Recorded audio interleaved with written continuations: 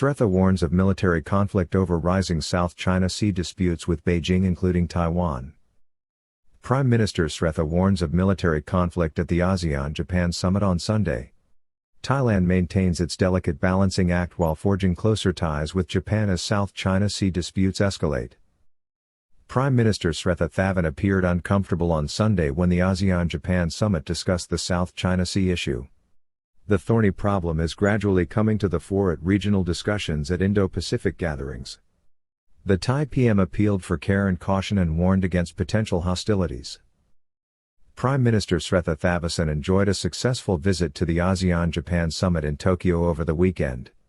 However, on Sunday, he warned that military conflict could erupt with China over contentious issues, including the South China Sea and Taiwan. He pointed out the danger to world trade and the safety of 60,000 Thai nationals on the island. The recently concluded ASEAN-Japan Summit saw Thai Prime Minister Srettha Thavisin walk a diplomatic tightrope. While emphasizing successful engagement and close ties with Japan and being forced to at least address escalating conflicts over South China Sea disputes, the issue arose for discussion in Tokyo on Sunday. At length, the summit served as a stark reminder for Thailand that its neutral stance in an increasingly divided world between China and the United States faces challenges. Escalating conflicts over the South China Sea, a diplomatic quandary for Thailand as it seeks to maintain its position on the fence from within ASEAN. In a bolder departure but within Thailand's traditionally neutral stance, Prime Minister Srettha issued a warning on Sunday. The PM raised the danger of escalating tensions with China over the South China Sea during the summit in Japan. He called for acute sensitivity. Srettha cited potential disruptions to the world's maritime transport system. He also expressed concerns for the safety of 60,000 Thai workers in Taiwan. If any problem occurs, it can disrupt the maritime transport system there. There are also about 60,000 Thai workers in Taiwan, so we don't want the conflict there to get out of hand, Prime Minister Srettha declared. Diplomatic niceties for the kingdom are being tested as world divisions grow and are spreading within Asia among the countries of ASEAN and East Asia.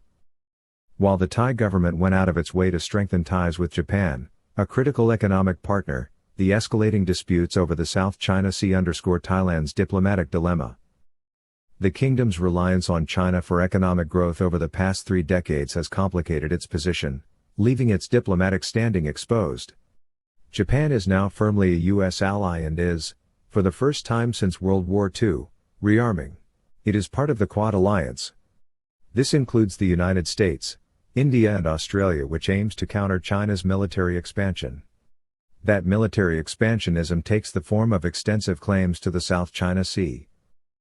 Beijing's more assertive tenor and its continued military buildup aimed at the South China Sea puts Thailand's diplomacy progressively in a tough spot.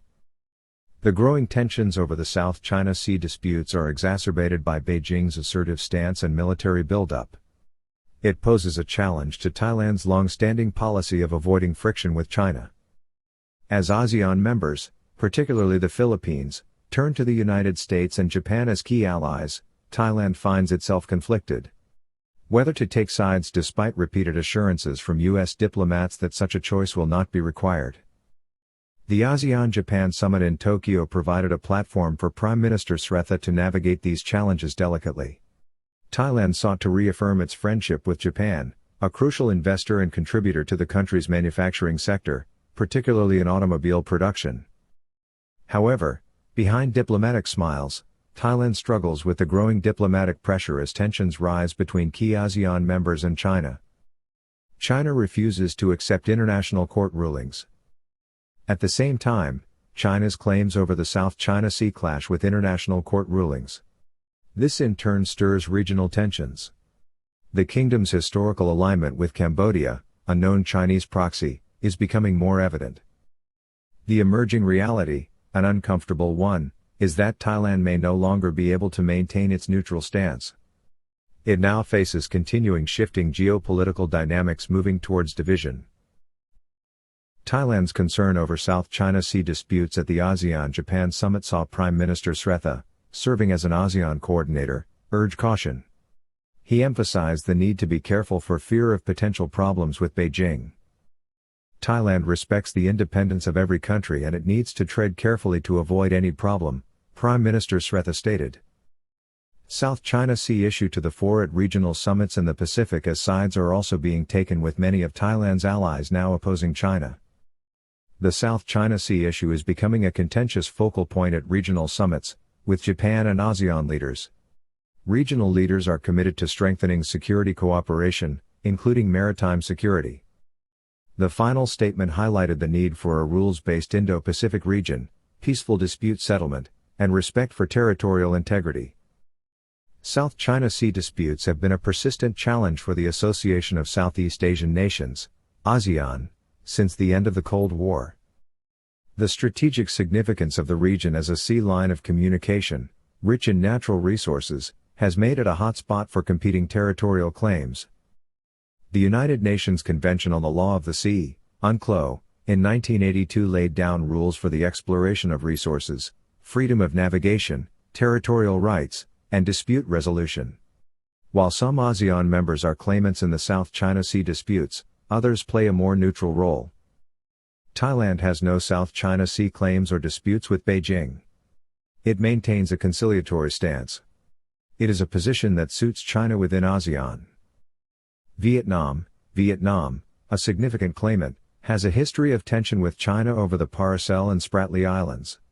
Vietnam's approach involves leaning towards internationalization and seeking support from various organizations and countries to dilute Chinese power. Philippines, the Philippines, directly impacted by China's military expansion, has been pressing for a code of conduct within ASEAN. It seeks outside support, exemplified by filing complaints in the Permanent Court of Arbitration at The Hague. Malaysia, with territorial claims in the SCS, maintains a cautious approach. It avoids public criticism of China. Kuala Lumpur emphasizes economic benefits but continues to modernize its military forces. Meanwhile, Thailand underlines its strong economic ties with China. It has no claims in the South China Sea. It therefore refrains from blaming China for heightened tensions. This, along with Cambodia's supportive stance, allows China more scope when dealing with the ASEAN bloc. Singapore, another ASEAN member, also seeks to downplay tension and conflict with China. Thailand does, however, have an ongoing maritime dispute with Cambodia, a country drawing closer to China, including strong naval and military cooperation. At the same time, Thailand does have a long-standing maritime dispute with Cambodia. This goes way back to the 1907 Franco-Siamese Treaty of 1907. It prevents active development of a 27,000 square kilometer disputed area in the Gulf of Thailand. The area is rich in gas and oil reserves. In October, Minister of Energy Pyrapan Srettha postponed talks over the maritime dispute. This was to allow wider development talks to proceed. This indicates a deep-seated problem.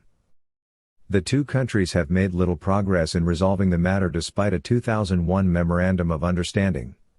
In January 2023, talks were agreed but have so far yielded no progress.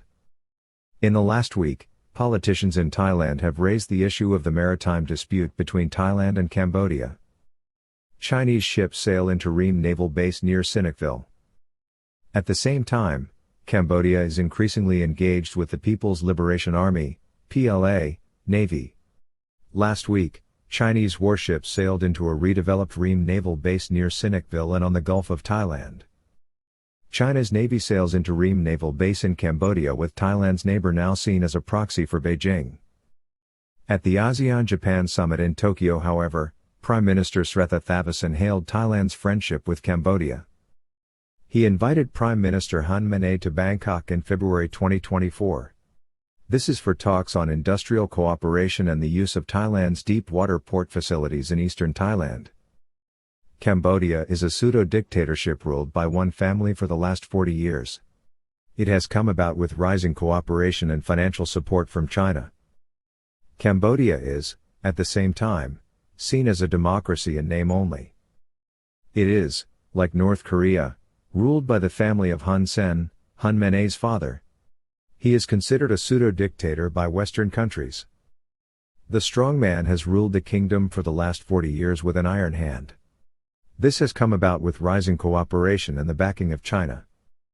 At this point, the one-party communist state in Beijing has snuffed out democracy in Hong Kong. It also gives ongoing backing to the Myanmar junta. Thailand is confronted with starker choices. It is true to say that it is still neutral, even more so, no one quite knows which way it will hop. As Thailand navigates the intricate web of South China Sea tensions, it finds itself being cautious. Historically adept at maintaining a neutral stance, the kingdom now confronts starker realities. It is an evolving and more dangerous geopolitical landscape. The delicate balancing act, witnessed on Sunday at the Asean-Japan Summit, reflects the challenges and choices Thailand faces.